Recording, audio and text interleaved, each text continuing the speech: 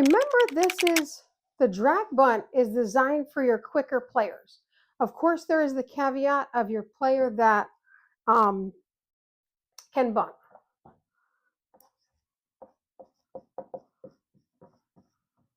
Quicker players, or as we discussed, you want to organize either your green light girls, your fast five, we'll call it that, okay? So tell those players you're the fast five. Okay? And then remember, these players also have the authority to bunt, steal, and kind of be creative on the bases without your authority. Okay? So these players have, oh, and remember, quicker players plus high IQ players and good bunters, okay? And you'll see who your good bunter is. On the last point I'm making here, we have a game that classifies them. Okay? So your fast five, and they have the authority to bunt when they want. To drag bunt, in this case, we'll call it that. When they see fit, okay? Without the coach permission. All right? So you trust these kids, and they're fast, and they have that high IQ, because you surely, and you can always reference the gas tank analogy, you surely don't want players running you out of an inning just because they have the authority or whatever have you. Okay, so make sure they're good listeners and all that, and they get it. All right, moving on. We have up is out, and then I'm going to show you the game that can designate and show you who your best bunters are on your team. Okay, very important. And Happy Dugouts Coaches School provides you certificates you can print right there. It's very easy. Oh, after working many, many years with coaches that are volunteering, or maybe you're a parent of the players, you have a lot going on, and I get that. So that's why I design, whether you're a rec ball coach or you're doing travel, I designed this to make it easy for you guys and for the players to have a good experience and for them to learn the most they can, because that's most important. You want to keep your players' best interest first, just like you would at your business, because that's your customer, so to speak. Okay? Okay, moving on. Remember, up is out. Okay, say it with me. Up is out. Good. Okay, so up is out. Is out. Okay, we want to get the ball on the ground.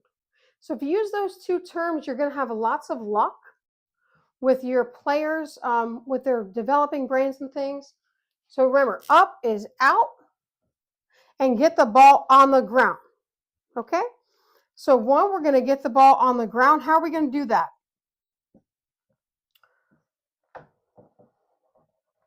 Darn it.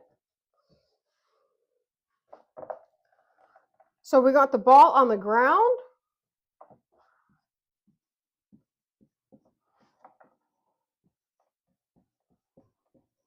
Okay, ball on the ground. That's your key word there, is the ground. And here it's out. Okay, we don't want to really drill up because then they'll think about that. But anyways, how are they going to do it? We need to get the bat at a 40-degree angle. Okay, so if this is 0 degrees here, we want to get to 40. 0, let's go 10, 20, 30, 40. I'm no architect, but thereabouts. Okay, so when they're batting, it's going to be kind of like this for your left-handed and like that. Okay, your player should be able to hold their bat barrel with one hand and pinching their two fingers like that. Okay, they should be able to balance the bat just like this with one hand and two fingers. Okay, this hand is just a driver. You'll see the bat distribution allows for that, for the weight. Okay, very important, 40 degrees. Okay, bat,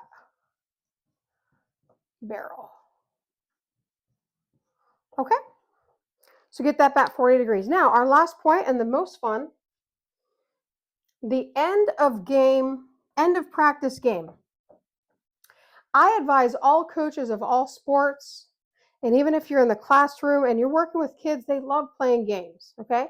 So get games involved in your practice as much as you can. Here I'm showing you your end of practice game. So make sure at the end of every practice you have a fun game, and it will have them loving the game and loving you. And that's what you want, because happy workers work harder, okay? So end of practice game.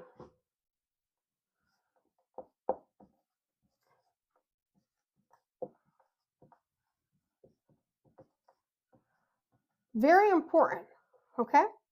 Most certainly this game is most important, and it's most lengthy and drawn out because the importance of bunting, okay? The importance of the short game. So we turned it into a game, okay, to get them very good at this and competitive within the team, all right? So what you want to do before you even get to practice, I want you, and in the school we do have certificates, but you can easily print one off of Google or whatever. If you've Canva, is very good. Not sponsored, but so you want to make certificates, okay? Or print them. You can go first, second, and third place. That would be just fine, okay? And I'll show you the point system. Okay, we're going to make certificates. And then you're going to get the parents involved, okay? Because every sport has spectators. So get your spectators involved, and your players are going to start putting on a show, okay? And that's going to make it real fun. All right? So you want two parents to keep score. Keeping score. Parent 1 is going to keep score for the teams. You're going to create teams. Team score. And parent 2 is going to keep score for the players. Now, I do have a worksheet if you would want that, with a scorecard and everything. Just write me a quick message, DM, whatever, or in the comments, and I will send that right on over for you, okay? I can also send the certificates. I'd love to chat with you more, all right? So moving forward, let's get to the game itself, okay? So you're going to make two teams because obviously we have someone keeping score, okay? So you want two teams. You don't have to do captains or anything like that, but so with those two teams, and here's a quick diagram. Somewhere around here on my page, there is a more accurate version, but if here's your home plate, here's your foul line going to first, your foul line going to third base, okay? And this is a miniature version, but here's your pitcher's mound, okay? You want to place your cones, and each of these, if you've seen this before, leave it in the comments and let me know. Each of these is going to have kind of a numbering, okay? So you want to get your cone about here. You want a cone here and a cone about there, okay? And then you're going to actually draw lines in the sand with your bat. So you're going to draw a line really close to the foul line here. And then it's going to kind of go outward, okay, like that. Okay, so there's your first line, and this is where you want them to hit, really aim.